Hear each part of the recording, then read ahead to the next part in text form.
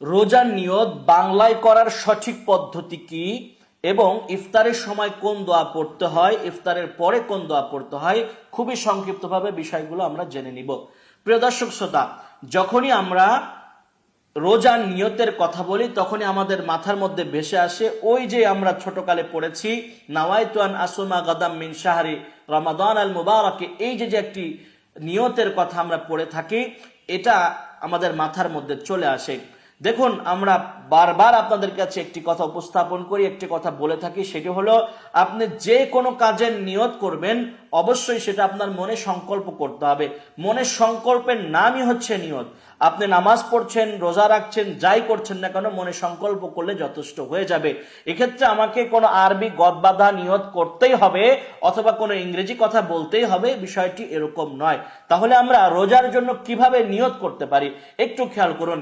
আপনি যে সাহারি খাওয়ার জন্য উঠলেন, ঘুম থেকে উঠেছেন, উঠে সাহারি গ্রহণ করতেছেন, ওই সময় জাস্ট মনের মধ্যে একটু সংকল্প করবেন যে এখন তো আমি রোজা রাখছি, আমি আজকে রোজা রাখবো, আমি আজকে রোজা রাখছি। এই যে মন মাইন্ড, এটা যদি আপনার মনের মধ্যে সেট করে নেন তাহলেই আপনার সংকল্প হয়ে গেল।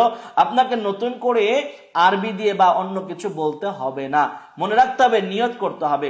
প্রত্যেকটা রোজার জন্য নিয়ত করা ফরজ। কোনো ব্যক্তি যদি নিয়ত ছাড়া রোজা রাখেন তাহলে তার রোজা কখনোই পরিপূর্ণ হবে না। এমনকি প্রত্যেকটা রোজার জন্য আপনাকে আলাদা আলাদা করে নিয়ত করতে হবে। তাহলে বোঝা যাচ্ছে নিয়তের গুরুত্ব অপরিসীম। আমাদেরকে পরিপূর্ণরূপে নিয়ত করতে হবে। নিয়ত করব আমরা এভাবে, মনে মনে সংকল্প করব বাংলায় যে আমি এখন রোজা রাখছি বা আমি আজকে রোজা রাখছি, এতটুকু সংকল্প করলে যথেষ্ট হয়ে যাবে।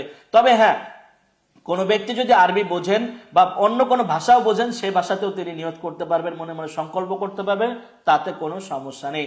আবার এটা যদি আরবিতে কেউ করেও ফেলেন এবং মনে মনে সেটা যদি বুঝেও থাকেন তাহলে কিন্তু তার নিয়ত হয়ে যাবে, তার নিয়ত হবে না, বিষয়টি এমন নয়। অনেকে কিন্তু সাহারি খেতে উঠে নিয়ত করেন না, তারা কিন্তু তাদের রোজা পরিপূর্ণ করেন না। আমরা সাহারি খেতে উঠবো, সাহারি সামান্য পরিমাণ হলেও গ্রহণ করব এবং অবশ্যই আমরা নিয়ত করে নিব।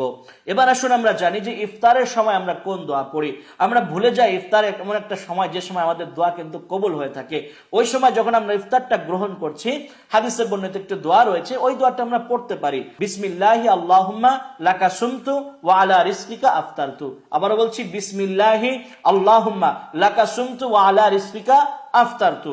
এতটুকু পড়লে যথেষ্ট হয়ে যাবে। এটা আমরা যখন ইফতার গ্রহণ করছি। আর ইফতার যখন গ্রহণ করা হয়ে যাচ্ছে, এরপর চমৎকার একটি দোয়া হাদিসের মধ্যে বর্ণিত রয়েছে। রাসূল করিম সাল্লাল্লাহু আলাইহি ওয়াসাল্লাম বলেছেন, যাহাবা যামাউ ওয়াবতাল্লাতিল উরুকু ওয়া সাবাতাল আজরু ইনশাআল্লাহ। আল্লাহ রাসূল বলেছেন যে তোমরা ইফতার শেষ করে এই দোয়াটি পড়বে, যাহাবা যামাউ ওয়াবতাল্লাতিল উরুকু ওয়া সাবাতাল আজরু ইনশাআল্লাহ। অত্যন্ত চমৎকার এই দোয়া, আমরা অবশ্যই প্রত্যেকে শিখব এবং অবশ্যই এটা পাঠ করব। দোয়াটি আমরা একটু জেনে নেই। যাহাবা যামা ওয়াবতাল্লাতুল উরুকু, আমার যত ধরনের ঘাম ছিল শরীর থেকে সেটা দ্রবিত হয়ে গেল, আমার শিরা উপশিরাগুলো সিক্ত হয়ে গেল এবং আমার যে সওয়াব রয়েছে রোজার জন্য সেটা আল্লাহ তাআলা যদি চান তাহলে সাব্যস্ত হয়ে গেল। অত্যন্ত চমৎকার দোয়া। সুতরাং এই দোয়াটি আমরা পাঠ করব। আল্লাহ তাআলা আমাদের তৌফিক দান করুন, আমিন।